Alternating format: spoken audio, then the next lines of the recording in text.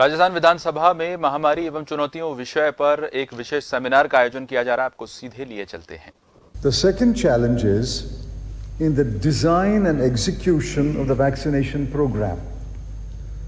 In a democracy, people cannot be forced to take the vaccination.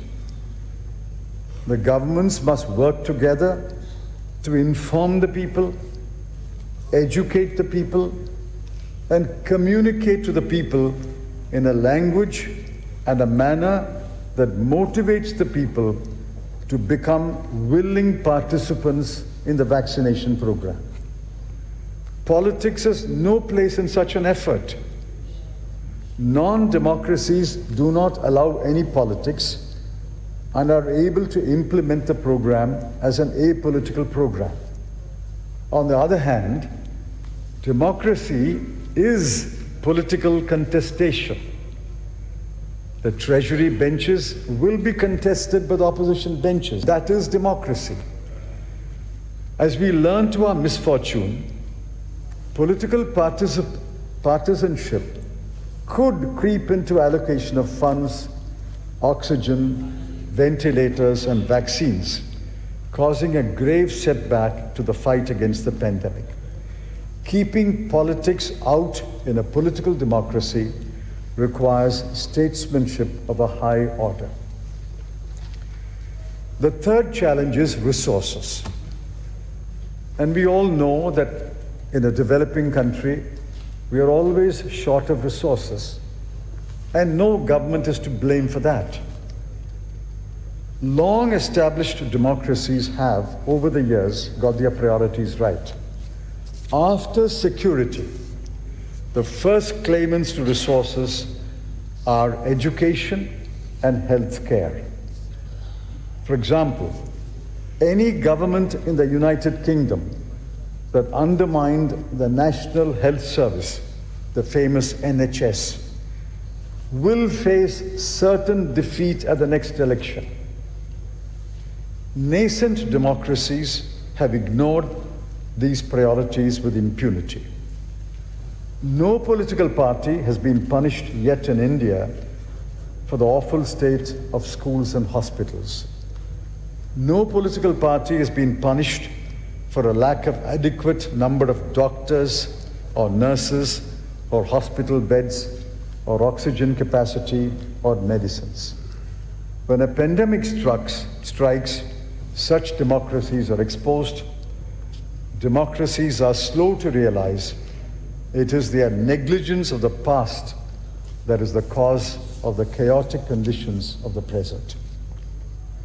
The fourth challenge, and in my view, the most important challenge, is the widening of disparities among the people.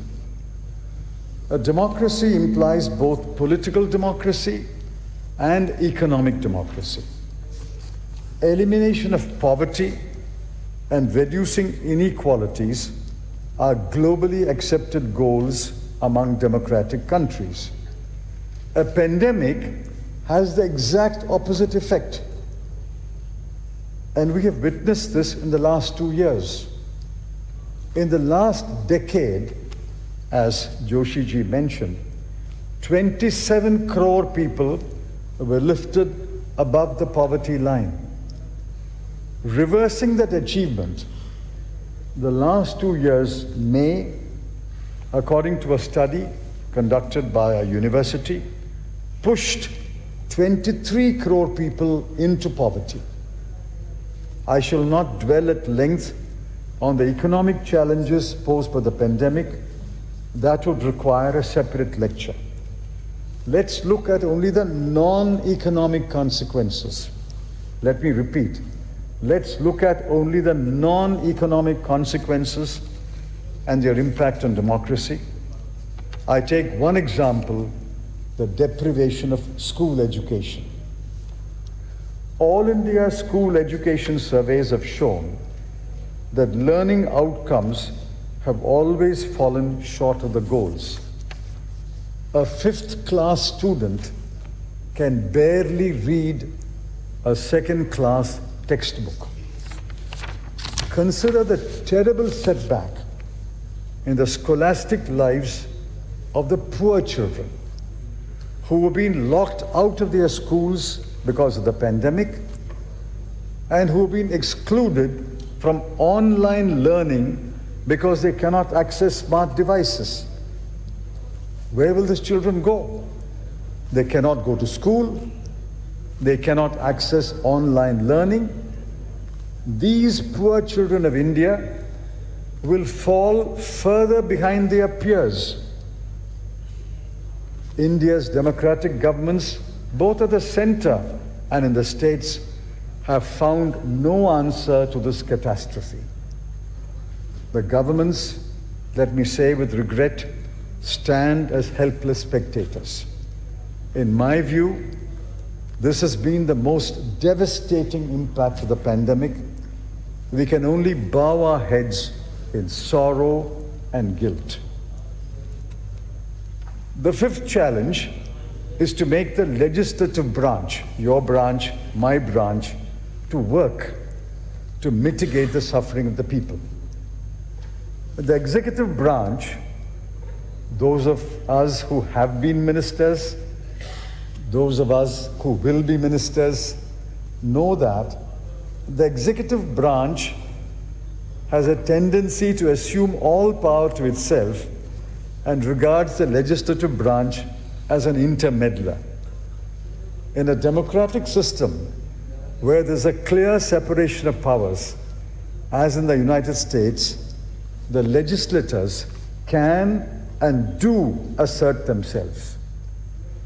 In old established democracies like the United Kingdom, it would be unthinkable, completely unthinkable, not to call the Parliament to meet and hold its sessions on an almost daily basis.